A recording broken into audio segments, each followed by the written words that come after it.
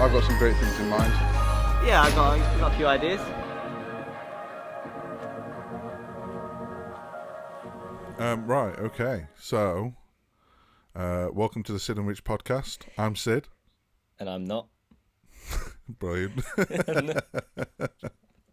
It's just, I'm going to keep driving that one every week. And it's just, if you And I'm never going to say I'm rich. If you're going to come up with creative ways every week to avoid it, then I'm just going to keep encouraging that. That's funnier to me than doing it the real way. Oh, no. Hey, I liked the intro last week, man. It really tickled me. Even editing it back, it tickled me. So I'm going to keep pushing it. Problem is with that now, you've taken a stance on it. You're going to have to come up with more creative ways to avoid. I put pressure on myself now. Yeah, exactly. Well, well done. Oh no. Right. Okay. So let's just get into it. I can give you my weekly stocks update. Okay. All right. Yeah. In the stock market. So, do you remember last week where I sort of compared my experience with Gamestop to me going to the harbour and like watching the ship that I should well be on fly away, like just sail away? Yeah. Well, this week, following the same analogy, would be as if I just did that, had an oh shit moment, dived into the sea, desperately swam after the ship, and drowned in the harbour. Oh, don't tell me you bought GME, bro. I bought GME. Oh, buddy. It dropped like $100 or something as well, didn't it? It dropped about $300, buddy. Oh, bud. It's not going well. You're not holding the line now, bud. Well, I'm not gonna be selling it anytime soon. Let's just say that. Fuck. Oh, bud. I'm gonna be putting down a deposit for my house next December, and that's still gonna be there. It's not getting. Oh, buddy. So yeah, that happened. And obviously the impact that this sort of had on the hedge funds still impacted all of my other stocks. So all my other stocks went down as sort of like a ripple effect of it, and it's pretty red across the board on on my stock charts. But that's how it goes. I'm not cashing out for at least a year. Like, this is long-term savings. So I'd like to say I've learned a lesson here, but I haven't. There's no lesson to be learned here. This has changed no part of my behaviour. but yeah. What worries me, and this does worry me, is I look to you as someone who's financially competent. Why? What have I ever done to give that vibe? That's on you, dude, not me. I don't know. I don't know why. I just like, yeah, Rich is good with money. I trust that guy. Like, yeah. I'll let him help me make decisions about money. I don't know why. I think Sarah's mentioned it before. I think I give really good advice. I just don't take it. I don't listen to myself. I'm an idiot. I think Sarah's mentioned it before that we have like a warping effect on each other's wallets. Yes. Oh, we bring out the worst in each other when it comes to like financial decisions. Oh, I guarantee you, if I could have visited your house and saw the new laptop, I'd have been like, "Oh, cool, all right. What are you doing?" Said, "I just ordered one." Yeah. Like, it wouldn't even been a thought process. It's what happened with the drone for me, right? Yeah, exactly. Yeah. I mean, yeah. It took me long enough to get you to order a Mac, but we got there eventually. True. Didn't we get iPads at the same time as well? I think you bought yours first, and I think I followed suit very quickly. Yes. Yeah.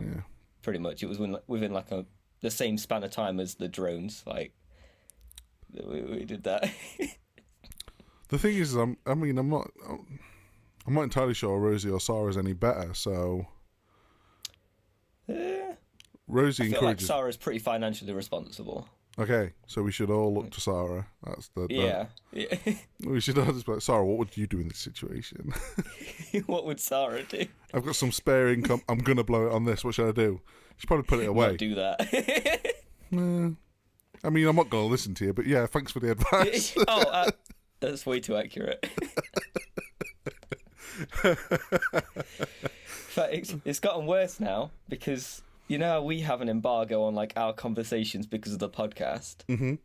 Well, that embargo is now like sort of stretching to me and Sarah. So I found myself earlier in the week several times talking to Sarah about something that I'd either previously or was planning to speak to you on the podcast about. And knowing that she listens to the podcast, I've sort of caught myself and gone, wait, no, I'm not going to tell you now. You're just going to have to wait and listen. Pre-production secrets, you can't have those. Yeah. Or, oh, wait, I've just realised this entire thing I've just spoken to you about. I spoke to Sid about on the podcast last week, so look forward to hearing that all over again. So we've now got our own little embargo on it. Oh, my God. Wow. I'm sorry, Sarah. But I did my due diligence, and I told her that I was investing in GME this week at least, so she didn't need to get surprised next Wednesday when she's like, "What happened to that deposit, Rich?" Pardon? When she's like, "What happened to the deposit?" Like, yeah. It's all right, buddy. We'll build you a shack on back garden. Oh wow. No. I mean, to be fair, the short of it is I made sure when I was investing into this stupid gamble, I was investing money that wasn't to do with that. It was... Yeah, I know. You said before that you sort of split, this is money for saving and this is money for me just being an idiot on the stock market. Yeah, it could also just be rebranded as this is magic. This is money I'm no longer spending on magic cards. So. Yeah, well, that's what my guitar collection is. Money I've just not spent, because thousands I've spent on magic cards. So yeah, and I think when you do gamble, certainly things like this, like the most important thing is like the attitude you have with it. Like, yeah, I held it no secret that I was doing this. I was actually pretty like all over the place with people at work about it. But like one of the things I was always saying is this could go tits. Like if you don't hear from me for a couple of days, if I don't come down and visit, it ain't good news. Like, I got nothing good to report. You just sat in a dressing gown eating pot noodle for the next 6 months. Which is weird because I still went into the office. Yeah. Just walking into the office, dressing gown, pot noodle in hand. Still got work to do. Who's like your beard has just like grown to a point like it, for whatever like the worse things got, the longer your beard got. Oh, don't say that. Because it's never happened before. Like, but for whatever reason, like as your life took a shit storm downwards, your beard just went, "Fuck it, I'm going." Yeah. So you just look, you walk in like Tom Hanks in like Castaway or some shit. Tommy, you've seen Castaway? Yes, I've seen Castaway. Wow, yeah, I've seen it. A reference you understand. That's fantastic. Yeah. So you walk in with that like beach ball in one hand, pot noodle in the other. They're like, "Who the hell is that?" It's like, our IT guy. Like, why does he look like that? Like he's having a tough time on the stock market. Well, my third monitor for the last week has just been the GME stock graph. Oh, buddy. So anybody walking through would have, after a couple of seconds of looking at it, gotten a pretty good picture of where I'm at. You just head on the table. What's happened to Rich? His stock crashed, so he crashed. Oh my God. So yeah, there's that. What else you got this week? Oh, buddy, I don't even know after that spun me. What I want to talk about is like the ineffectuality of communication, because I think, so what I've been noticing a lot recently, especially in the house, so we're locked down. There's me, Rosie, and my mother-in-law Donna who live in this house. And between the three of us, I don't think we've had an effective communication for about 2 weeks. Right? Like, okay. Because of this, so much like of this, like Donna and Rosie are two of the most emotionally intuitive people I've ever met in my life, and I think you could probably add credibility to that, right? Yeah, definitely. Super intuitive. Yeah. Which is ironic because I'm the other end of the scale. So, and yet I still go to you. You like them cold, buddy. Treat them mean. So like, which is funny because you met Rosie first. So like, you just met Rosie. Like, she's a wonderful person, and then fell head over heels for the fucking cold stone in the corner. Bullying me, and I've only known him for a couple of minutes. Yeah. Oh my God, them shoes. Them shoes. We should frame them one day because I genuinely think they are. Oh, don't tell me you've got them close by. They're like. I always have them close by. Where are they? I don't have them. Oh yeah, I do. Ah. These shoes. Oh, but I think we should pay to get like 2 frames and frame one each and keep one of the shoes each, just as a constant reminder of our ever dying love. Treasure it. These are knackered as well. Like they have. You got your will out of them. Yeah. I got you. Yeah, Can't put a price on that. Fucking price. I mean, you probably could, and it wouldn't be very much. But yeah, so I've been like, this, we, and I think I explained it to Rosie today. We're speaking a different language almost all of the time. I'm speaking a very literal and carefully chosen. I'm very selective about the words that I use. So I choose words like specifically, and Rosie doesn't. Rosie will chuck words at a dartboard and hope the right thing lands, but the emotional subtext and the tone and even the body language and everything she's doing supports her narrative of what she's trying to tell you. So, largely what happens is it's very good because I've learned over the years of being with Rosie to pick up on that shit and be like, okay, this is what she's trying to say to me, and then I'll ask for clarity and she'll confirm that I'm right or wrong. Well, she'll confirm that I'm right. Like, using the word confirm means that I'm never wrong, but she'll probably argue that, but she'll find out after maybe 20 minutes that I'm right. I'm always wrong. I'm always wrong. Oh, fucking, I'm right. It's been a long week. I'm confused. Are you always wrong or are you always right? It can only be one. It's wrongception. That's where we're at this point. Am I so wrong that I'm right? I don't know. So, like I said, we got to this point where I don't think we've had an effective communication now for a little while. We're all tired, as evidenced by the original story of this episode. And on top of us all being quite tired, we're all speaking these different languages. We're all fully fed up of lockdown to a point of almost emotional breaking point for some of the members in the house. So I came to this conclusion that we don't actually I think as a society we're pretty poor at it, but I don't think we communicate very effectively. I don't think a lot of the time we expect a lot of our communications to be interpreted, and that's what opens us up to potential errors. And I think that whole thing is relevant to the expectation side of things as well. I think it's a bit of both though, right? Like, so what I mean is, you think you're speaking 2 different languages right now, where you'll speak with very carefully chosen words, and she'll speak that you have specifically chosen to get a point across, and she'll speak with less carefully chosen words but a clear point, and you have to decipher that. But if it wasn't for previously existing conversations and effective communication leading up to now, you wouldn't have any way of deciphering that. You wouldn't have any way of picking out what the intent was and understanding the emotions that are behind it. So it's even this situation is a product of effective communication, because if you just met, it's not like you would understand a single word. You'd be a total loss. Like you've had to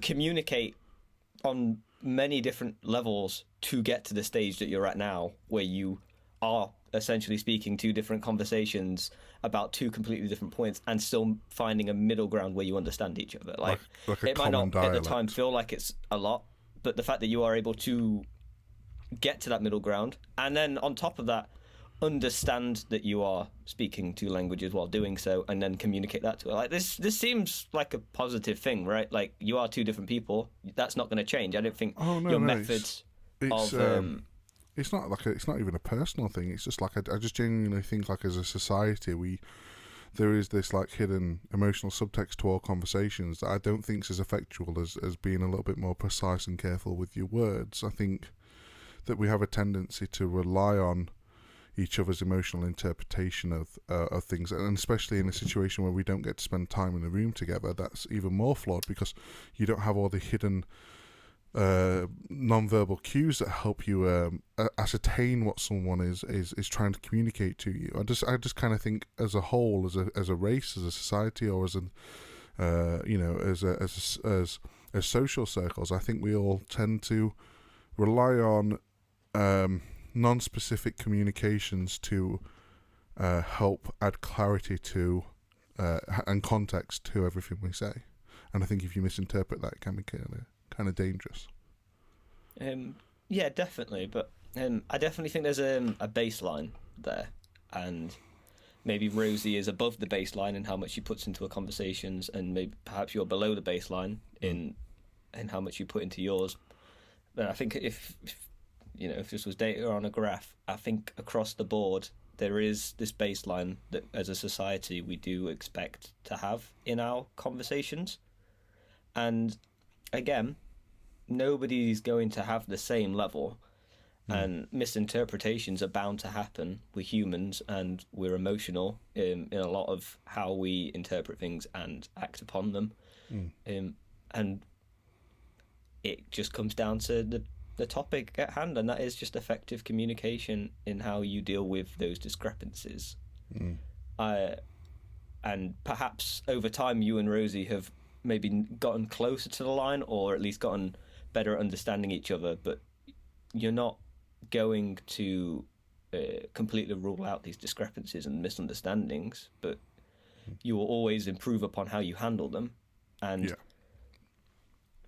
like, what I'm trying to say is, I don't think you're ever going to get less frequent misunderstandings with each other, but what you will have gotten, and certainly have gotten in the time I've known you, is so much better at working through them. Like, there's things that have developed between you two, consciously or subconsciously, where you will say certain things to each other in certain ways when these come up, and you'll just know what that means. No matter the context, you'll know, I've said something that I wasn't supposed to say, or I meant this, or she's understood this, but it's like that. And you've just gotten better at doing that together. And whether you're aware of it or not, that's all relationships, isn't it? Like, I think that's you can extend that to social circles. I think you create common dialects that they could be in jokes, they could be certain nods or phrases or hand gestures or whatever, and I think that's what creates almost little tribes of people that are comfortable with one another because they understand this common dialect. And why it can be so hard for an outsider to come into that tribe is that, because they don't have that same understanding of the dialect, and they seem like an outsider. I think Sarah dealt with that pretty well in our friendship group. She came in and almost instantaneously felt like she was part of the group, and like, effortlessly. Absolutely, yeah. Watching her and Rosie bond that first time they met each other was just like where has she been, like, for the last fucking 6 years of our lives? Like, I don't understand. Yeah, it was definitely something special. And as much as I'd like to say, so my first point was going to be, I think that's as much the group's responsibility to bring the outsider in and make them feel, through communication, that they are welcomed and that they will get there, as it is the outsider to be willing to get in with the group's methods of communicating and socializing. I think that is a give and take. But that being said, with Sarah, I don't want to give us any of the credit for how well she just meshed in. And this is the thing, I think she'll wholeheartedly disagree with me when I say this, but she is exceptional when it comes to socializing with people. I think she'll absolutely disagree. I don't think she'll she'll see this in herself. Yeah. But I've seen her now with enough different groups of people that she's just the way she adapts to social situations is just immaculate. She jumps right in with full motivation to get to interact and be an active part of whatever group she's in. It's very she endearing. Puts maximum effort in, and it truly couldn't be understated. And I think there's probably overstated, whichever one's the not offensive one. I think I could word for word say that exact sentiment for Rosie. Like Rosie has a really innate ability to just jump into environments and just sort of shine in the room, you know. And I think that's when you see them together, that was just like two fucking forces of nature, just like absolutely crashing you. They really brought out the best in each other. They made us look like slouches, buddy. Yeah. like I say, we're always moments away from sucking each other off, but like those two were just like, yeah, man, no, straight away. Like, we were a bit worried. We were like, we hope they don't see this as like some excuse for us to hang out, and we're just sort of shoving them up in the corner. And within like a day, it was completely flipped. yeah. Like, you come play with your friend. I'm busy with Rosie. No, it was wonderful, and I suppose it's like, efficiency in communication to a almost robotic level is probably a bit of a pipe dream, but yeah, pretty but no, I suppose it's just like it. So from me trying to tackle this idea that I don't think we're particularly effectual with communication. For me trying to tackle the idea myself mentally, it made me ask a lot of questions about how I communicate within this household and how do I communicate to Donna and Rosie, and like, you know, it brought up conversations that I don't think this is a platform to talk about it, but it through my analysis of this lack of efficacy in communication, through my analysis of that, it allowed us to breach some topics that we've never really spoke about as a family, and hopefully that bears fruit in the future for you know, for all our everyone's level of contentment within the house, you know, like you know, hopefully, you know, by having these conversations that we wouldn't normally have because we're almost autopilot in a lot of our conversations, by sort of jarring that and tackling something that's never said, you know. It's given us an opportunity to look at some things with a different perspective, and I think that's helpful. Yeah. And of course, the more time you spend in the house together, compared to what you might have been used to for the last all of those years, the more you are going to run into conversations and potential issues that you've never had to deal with before, because you've always had this breathing space if you've ever needed it, or you've just never had to be literally in the same set of rooms for as prolonged a period of time as you have been. Like that will, of course, bring with itself new scenarios. But is lockdown making us better people?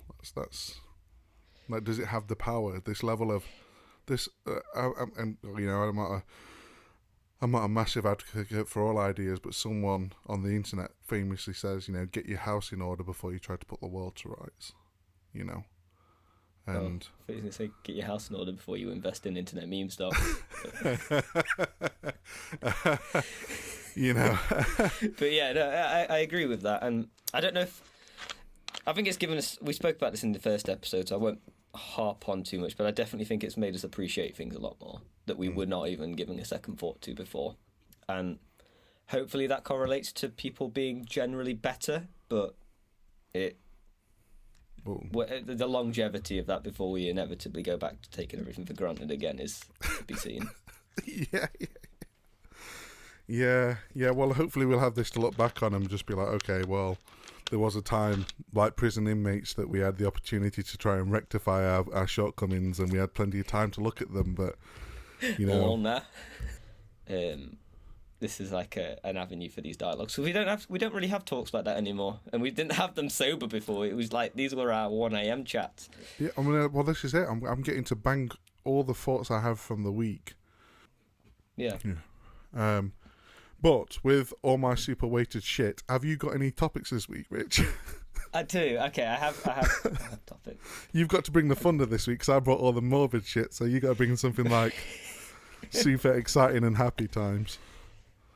Oh, I would say that, but yeah. So essentially, the main thing I want to talk about this week relates to something that happened at work last week, and essentially we have a small part of the warehouse that if you enter it, you need a high vis on and safety shoes.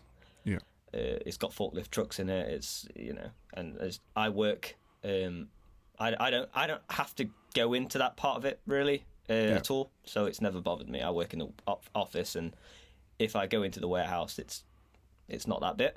But we've recently extended that policy to the entire warehouse. Right. So any time I go through the office door into the warehouse, I need to have safety shoes on and a high vis. Right. I've that no flip flops. Pardon? No flip flops. No, I'm not allowed to wear my flip flops anymore. Right. And I've consistently left a high vis by my chair, so I've now got a collection of high vises by my desk that I, for every time I forget, I nick one, and there's You can about see 4 your of them desk from just space. Yeah.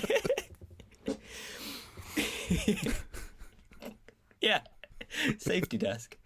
But because they now require me to have safety shoes pretty much at all times, that's required them to buy me safety shoes. And now in the past, it's been they just sort of they ask you. I've had my shoe size asked for, and they just buy whatever they're buying for everyone else. They'll bulk buy and they'll get the shoe sizes, and that's what I was expecting. But when I went to speak to the warehouse manager about it, what they actually said is, by all means, just send me an Amazon link of what you want. As long as it's not ridiculous and is on Amazon, we'll just buy it for you. Which, immediately I was like, that's amazing. And very quickly became this little curse that was placed upon me for the rest of the afternoon. Because you had to make a sensible decision about shoes, and yeah, the whole formulation of our friendship is you not being able to make a sensible decision about shoes. Exactly. So this was about 2:30 in the afternoon. I finished at 5, and needless to say, I did not get any more work done that afternoon. Like the MD, the managing director, came through the office at maybe about 4:00, 4:30, and asked me, like, I get along with him. I get along with him really well, and he was seeing what I was up to, and I was explaining my dilemma where I basically had it between 3 different shoes, and he was surprised I had no bright pink ones there, but I had some bright purple ones with like a nice light purple trim that were like safety trainers. I had some black ones, quite plain trainers, but they had like a little red hue on the bottom, and then I had some Chelsea boots that were safety boots, and he didn't have a clue, but he encouraged, and I quote, that I really put my personality into them. He doesn't care what they look like. It's a requirement at the end of the day, which was about the worst he could have said, because that just encouraged me to look at even more. In the end, I asked Sarah. I sent Sarah the 3, and she said, she's like, "Why the fuck are you bothering me with this?" No, that's probably what she thought. She said that the purple ones that looked in no way practical, like that they screamed me. Right. Okay. I was like, yeah, that's very true. I'm not sure how to interpret that. And then she was like, the other ones look quite boring. Pardon? Purple is your favourite colour, so it is. Yeah, they look really nice. And she was like, the other ones look quite boring. And then she doesn't like Chelsea shoes, so she's like, I'd stay away from the Chelsea shoes. I wouldn't get them. So in the end, I've got the Chelsea shoes. Oh my God. You're a right asshole at times, shoes. You are, bro.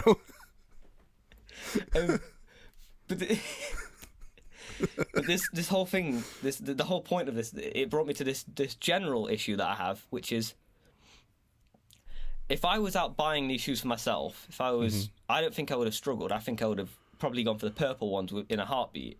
Yeah.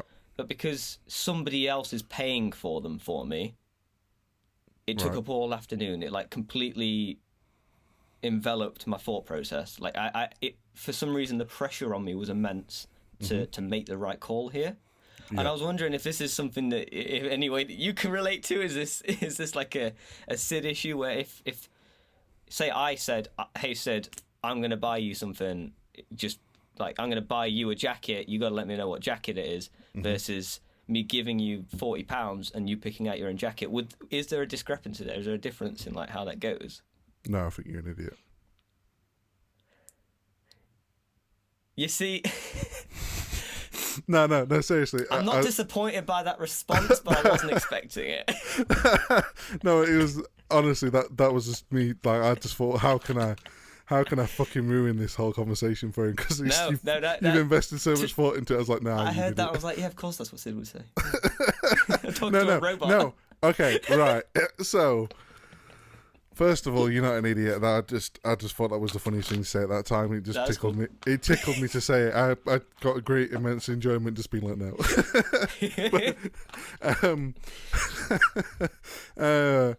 But no, I totally get where you're coming from.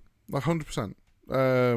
So, okay, that's reassuring. Like, yeah, no. And I've got a few examples as well that I can back up with this level of like I understand it. So, I made quite a few purchasing decisions as my department grew at work. Yeah. Okay. The first time it happened, we were loaning a camera from another company, and they needed it back, and we were put out of. We didn't have a camera, so the camera we was using at the time from this other company was a 5D Mark II.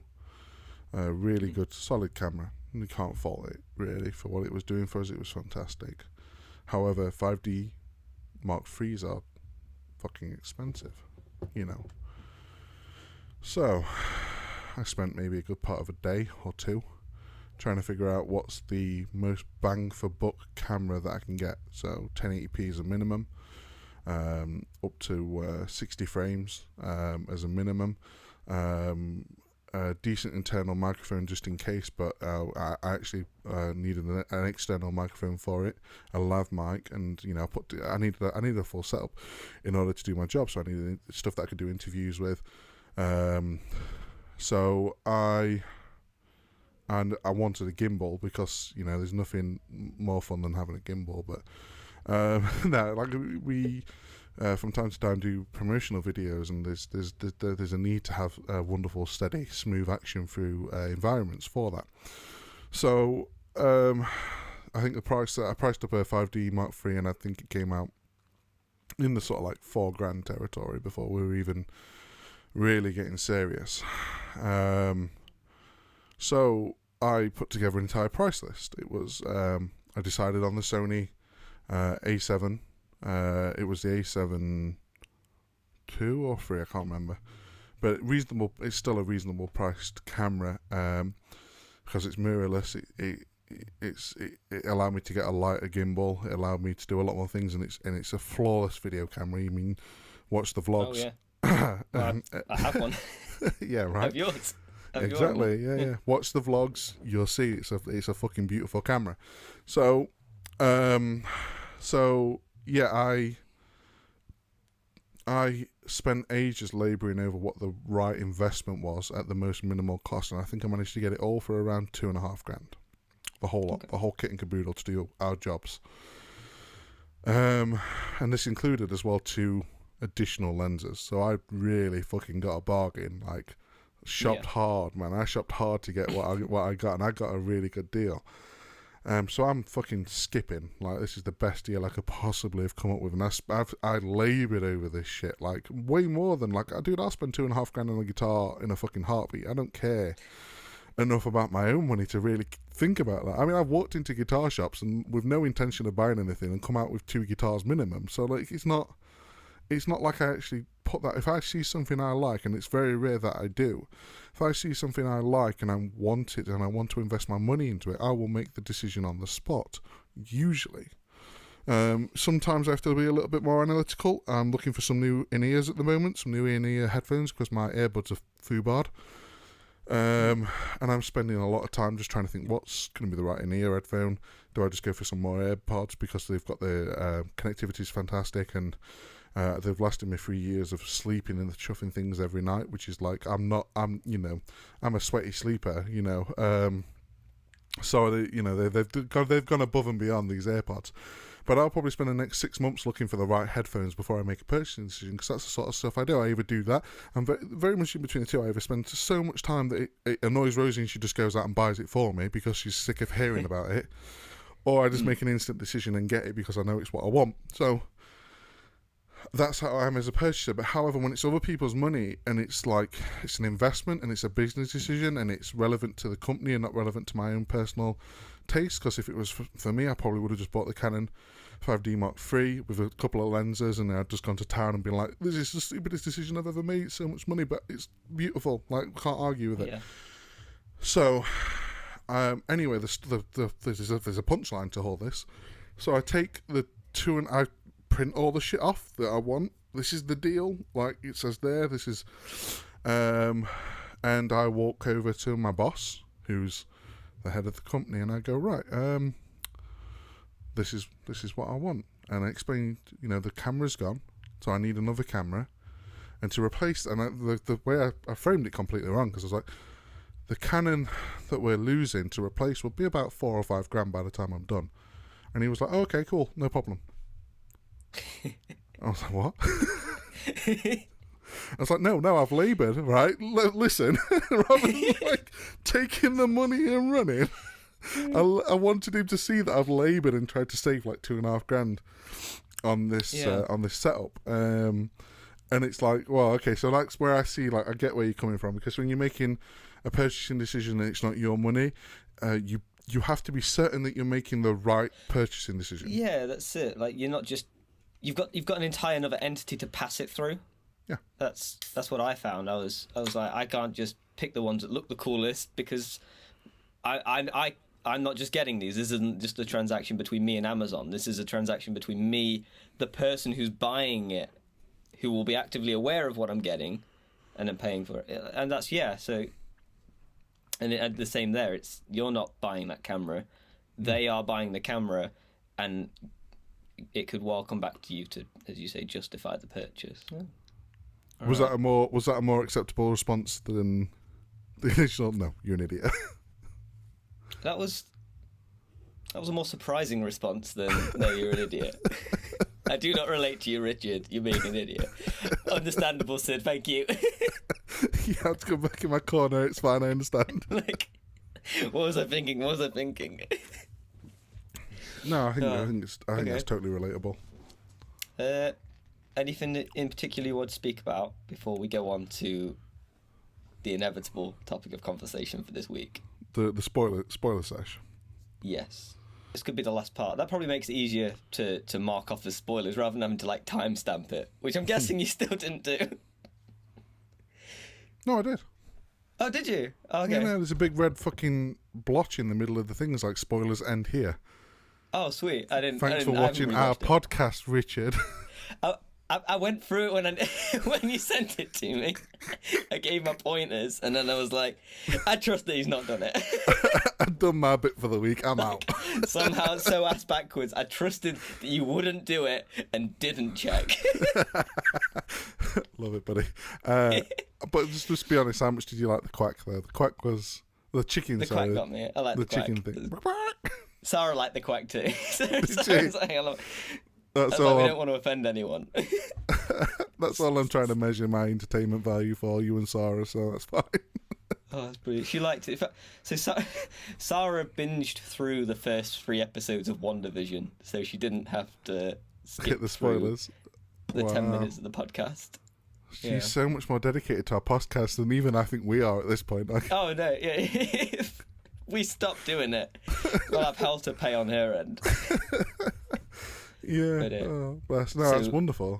I'm okay. So you watched it, I assume. Wanda Vision spoilers coming up, right? Like probably from here to pretty much the end, right? Sorry. From here to pretty much the end of the podcast, I imagine. Yeah, I mean, like if you want to hear the typical outro of me telling Rich I love him so much, like, you can skip to that. But you know, if you from here on out, we're just gonna hit Wanda Vision real hard. Yes, I watched it. So I was tied right. up a lot of bows, did it? Really quelled a lot of concerns we spoke about in the first 3 episodes for me. I just want to point out how right I was. Like, wait. I called it in this. I don't know if it went into the episode because we were not speaking spoilers, but I called it really early on that this was something she'd done as a coping mechanism. I thought that was. I think that was last week. I think you said Truman Show initially, and then you reinvested that into the coping mechanism for the. I think we hit. What I saw when we did the conversation last week is we both got it right, but we got it right with different. We came at it from different angles, but it is because you said they were trying to help her, which they are, and I said it was her. It was like. I think what I said was, I think it's sort of a way of her dealing with the loss of Vision, because she had to kill him, if you remember. No, I remember you because we both, I think we both agreed on that. It was, you said it was his AI in some kind of, and that was the take I hadn't thought of last week. Yeah, and we still don't know. We still don't know what. We still don't know that. No, we still don't know what it materializes as. But I think we both came to the point where this is her dealing with something. This is her controlling an environment, and this is Wanda's strategy. I think we both came to that together in our own approximations of. I think the how it happens right now, we still don't know. No, there's enough. There's so much more mystery in there, which is great. But for me, this, because, sorry, I interrupted you. I realised. No, it's fine. Carry on. Honestly, it's totally fine. I won't say that, and then I realised I was going on a tangent. But no, so for me, this episode just really put away a lot of the concerns we raised, which is, what if they don't know how to tie up all these mysteries? Like, this is clearly a show driven by its mystery, like, and the whys. And much like Lost, that is its core sort of pull, right? You are pulled into, why is this? Why is that? And it's all going to come down to how well they can execute all of these weird, almost like obnoxiously weird things they're putting into the show. And this episode, to me, was essentially them going, you bet your ass we're going to pull it off. Yeah, it was literally like, you think all this weird shit that's been happening on purpose, like an accident? Yeah. Of course it isn't. We've planned it. Like, look at this episode. We're going to address it all. Yeah. And I was just like, fuck. But they still maintained the core mystery. Like, the reason, like, you're really hooked in the show is still there. We don't know why it's happening. This is, how it's happening, how is it, like, we don't know anything like that. But yet we feel like we got a million answers, and for me, it just solidified that faith that they're going to pull this off. Oh yeah, but one of the like absolute spoilers is that there's this 1 minute in it where the guy goes, "So are you telling me the universe has created a TV show with Wanda and Vision?" Yeah. And I was like, "So that what he said is, are you telling me the MCU has created a TV show?" Okay. It's almost Dan Harmon level meta. Oh, okay. I interpreted it in the universe because she has the power of the stones, right? Like, she's got the cosmic power. Yeah, she has like she was a product of the stones. The reality stone type level of power, right? Like, even with the so like I thought the it red, was them tracing the same. She does it with the red shit, right? Which is like, that's the reality stone, like the red. Yeah, so I thought it was them tracing them, and the stones are from the creation of the universe. But yeah, I like that it can be this whole meta thing. Yeah, it's sort of like super meta. Like, oh, are you telling me that Disney paid to have a Wanda and Vision TV show? They can't believe. They don't know what it's about just as much as us. Like, essentially, this episode, like, it turns out we were Sword. Like, we were watching it just as they were. Yeah. Like, yeah. I loved it. Yeah, it felt like a very meta episode. I also like that it's brought in the C-list Avengers. Oh, dude, Kat Dennings is on no C list. If Kat Dennings is coming into an episode, is she the annoying one from Thor? No, I think you're talking about Natalie Portman. No. Okay, so she is the annoying one from Thor. Okay. Look, I'm not going to agree that by agreeing to that, I'm agreeing that she's annoying, and I'm not going to agree to that. Oh. That's all I need. Oh man, okay. That woman is my teenage crush for the rest of my life. Like, I don't think she's changed either. It's worth mentioning. I genuinely do like her in this. I like her in this a lot more than I liked her in Thor. Yeah. I think she does. Fair. She's got more spotlight. She's got a lot more time to actually shine. Question. As a character, rather than just quipping in, she actually is contributing towards the plot in meaningful ways, and I do like her in this. I didn't like her in Thor. Okay, right. So I wasn't immediately excited by it. Have you watched Nick and Nora's Infinite Playlist? I've never heard of it, but that checks off this week's thing Richard needs to watch. Write it down. Do you remember the date night thing? This is going to happen, bro. We are having a movie date night once this fucking shit ends. Like, I want us not to be questioning what we put on Netflix. If we've got a list to go through, that'll be fine. Nick and Nora's Infinite Playlist. Nick and Nora's Infinite playlist. Okay. There you go. Add it to the list. Date night list. I like that. Okay. There you go. So that might give you some context into why I like her as an actress. Like she manages to portray, in my opinion, like the, and it's it's not the stereotype of the like pixie dream girl, like the no.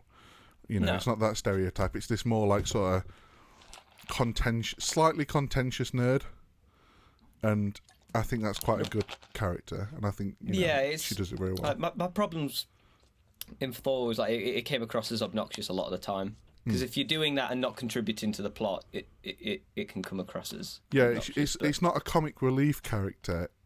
It better damn well have a point. It's almost like the Sheldon character, right? Like Sheldon is contentious and smart, but he usually has some I mean, I've got problems with that show, but I'm trying to make it fit. He usually has some reason to exist within the storyline, and I don't think she did in Thor, and I'll agree with that. I don't think you could have took her out of that movie and no one would have fucking noticed. However, I think what she did, she played that part really well, and I think that part's really well woven into that episode. That like, okay, she's the slightly kooky, non-conformist that works really well and actually schools people in some way, and that's a good character to have, man. Especially for a woman. Like, and that sounds bad, but like I like seeing women characters that aren't just like, help me, save me, all that sort of stuff. Yeah. Like, and Wanda obviously she don't need fucking saving, so it's just as good. It just feels good, man. It's just nice to see fleshed out characters. But I also like seeing Jimmy Woo from Ant-Man. I really like the actor. I cannot remember the actor's name for the life of me, but I saw him and I didn't immediately remember that he was in Ant-Man. I just remembered the actor's face and the things I'd seen him in, and he's brilliant. He's very, very funny. And it was quite nice for it to sort of tie into Captain Marvel as well. It felt like they didn't feel like they were arbitrarily woven, tied into the story. They felt like they were naturally woven in. Yeah, that makes sense. It made sense within the universe to have them. It fleshed out the MCU even further in a sense that when fucking Captain America's not throwing his shield at someone's face, like shit's still happening.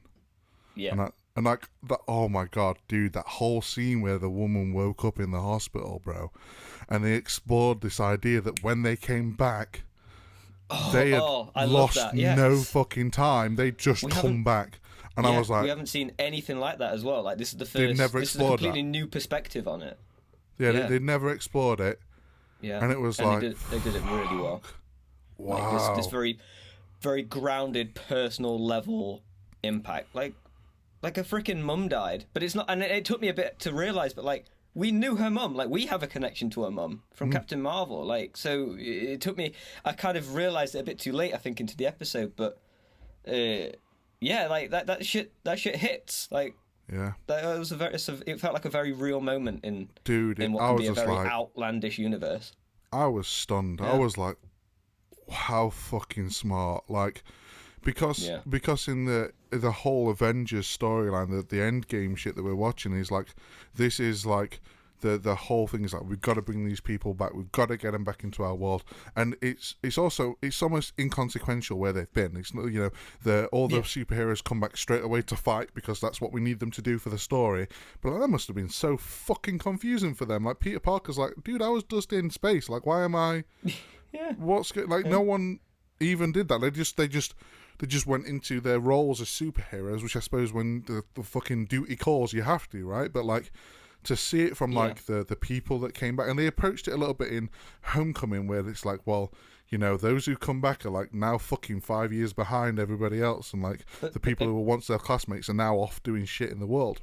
But it was more a punchline there. You didn't feel the emotional connection to these people coming back. They were just back, and that was and for the film that fitted. You don't need to hear. It was the right tone. Need to be there. Yeah, but for this character, this episode. I thought it was brilliant, and it completely blindsided me. I'd genuinely forgotten about the whole snap until Pepperidge Farm remembers. Pardon? Pepperidge Farm remembers. But yeah, man. Yeah, what the hell? Also, the speaking of things that caught me off guard, the couple of seconds where we saw what Vision probably actually is, absolute nightmare fuel. I jumped. Yeah. I genuinely that was a genuine jump scare for me. Yeah, man, it was.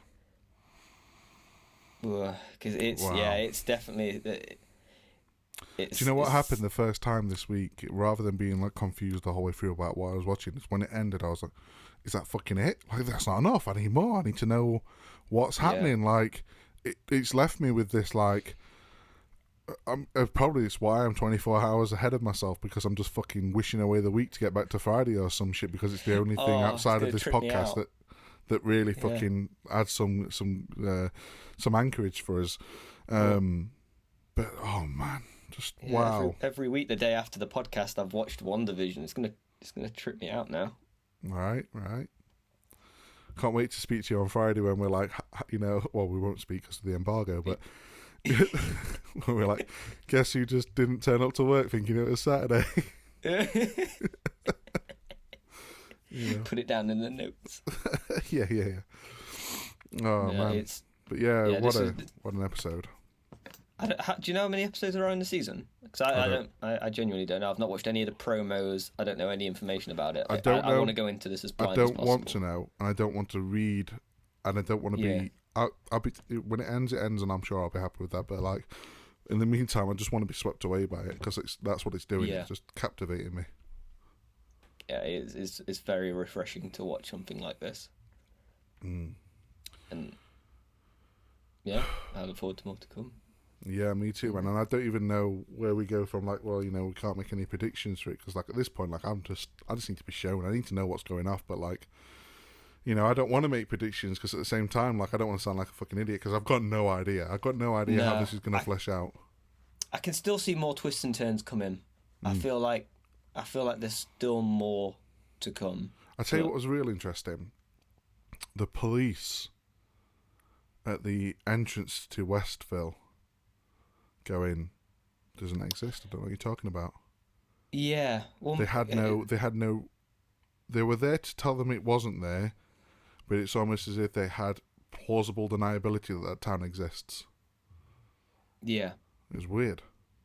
Well, they were brainwashed, right? Like that's one of her powers, isn't it? She can control sort of people's thought processes. But we've just never seen it on this scale before, and nice. It's certainly a big jump from when we last saw it, and I don't know. I would be surprised if there weren't more huge twists down the line that are just going to completely turn it on its head again. This feels like one of the most rewatchable series that they're. I suppose the other thing as well. Disney owns Fox, right? Yeah. What if Daddy's coming to town? What if we're setting up a new phase of the MCU where, how do the X-Men fit now into the MCU? Do we get a new Quicksilver? No, we can't get a new. There's only one Quicksilver, and that is unfortunately the one from the Fox movies, in my opinion. Yeah, he is. I forget the guy's American Horror Story alumni, isn't he? I forget what. He is, yes. He's fantastic in it. But I watched him as Quicksilver before I watched the first season of. Oh, really? American Horror Story. Yeah, so I was very excited to see him in it. Well, see, it was the other way around for me. I'd watched American Horror Story and then saw him as Quicksilver and was like, "This is gonna be so cool!" Like he does characterization really well. So what's the actor's name? Evan Peters is the character's name. I don't know the guy's name, if I'm honest. I'm not. It's not one of my strong suits is remembering actors' names. He's quintessential on screen Quicksilver, and unfortunately, I don't think we'll see him. But and the way that they showed his powers. The time in the ball scene. Yeah, just fantastic. It is Evan Peters, yeah. Oh, is the actor's name Evan Peters? Yeah. Okay. I forget what I forget. I even forget what Quicksilver's first name. I mean, it's Maximoff, right? Not but Pietro. I don't know. Pietro. Is it? I don't even know. That's bad. But like, other than being like Magneto's son, I'm not quite sure. No. I know it's Pietro or something like that. Pietro Maximoff. Yeah. Oh, is that just his original name as well? He's basically Peter, yeah. Oh, So it's, well, yeah. So you've got is it I Evan didn't know if that was Peters the MCU name for him. Sorry. I didn't know if that was the MCU name for him, or if he had a different name when he was in the X-Men. So Evan Peters plays him, and Pietro Maximoff is his Quicksilver's name. Oh, wow. So. Yeah, we won't be seeing him then. No, he's. I mean, I mean, unless we do some like she does some fucking mystic shit and turns him into Evan Peters. I don't know, but like, you know, and look, I mean, I've read Marvel comics in the past, and it's not unlike them to just bring people back from the dead. But like, I think I wouldn't put it past this show either. I'm not ruling anything out of this show. No, exactly. So, you know, yeah, I don't like. I mean, are they setting Wanda up to be a nuclear threat? You know, that's an interesting question, in my opinion. You know, and it's certainly an interesting direction. If this Avenger, this superhero, is the main antagonist of the series, if is the big bad of the series, I think that would be a really interesting take. Yeah. So, I don't think I could root for her to lose, though. I don't think I could sit there and be like, "Yeah, kill her." I'd be like, "No." I don't think they would. I think it'll be more of a war of dialogue. Yeah, like you've lost your way type thing. Yeah. I mean, look at how many opportunities Magneto was given. You know, like constantly, just like. Someone put Magneto out his misery. I mean, it's probably pretty difficult to do, but like, come on, man! Like, he's just causing trouble. Like, no, he's gonna find his way. Like, he's a good man at his heart. I know he's just got some bad ideas, and I'm like, okay, well, you know, he's probably gonna fuck some more shit up. There, I'm just gonna let you know that. Like, I don't think he's retiring anytime soon. And I suppose that's one of those things about like superhero movies and superheroes as like as an idea. Like, usually they are non-lethal, by and large. Not all, but mostly non-lethal. And I suppose it's this idea that, like, okay, so it's a justice system, right? Like, in essence, the actual justice system that we all want to uphold is this idea that, like, you can be punished, but you can reform. You know, like, there's this idea of redemption for everybody. I suppose it's maybe an Anglo-Christian sort of perspective as well. You know, it's an American creation, really, I suppose, isn't it? Superheroes. So there's probably an element of, like, you know, born again, you know, or, you know, coming to the good side. You know, the whole dying moments of Darth Vader. Don't even tell me that you don't get that reference, because that's fine. Well, but you know, I get that reference. Sorry? I'm not that bad. Okay, cool. So, you know, it's just like, you know, there's never any sort of lethality. Like, they don't eradicate problems very often. Superheroes, they just kind of like, look, you know, you've been a naughty boy, go and sit on the naughty step for 10 minutes and please don't bomb anything while you're there. Like, you know, so it is this idea that, like, you know, no one's beyond redemption, and I suppose it's quite a good message. Yeah. I think that's where this will go. I think that's the line this will go down. Hopefully. Yeah. I think this has been an episode. I genuinely think that wraps it up. Yeah. You know, as always, I love you long time. I love you long time too, man. Until next week. I'll speak to you next week.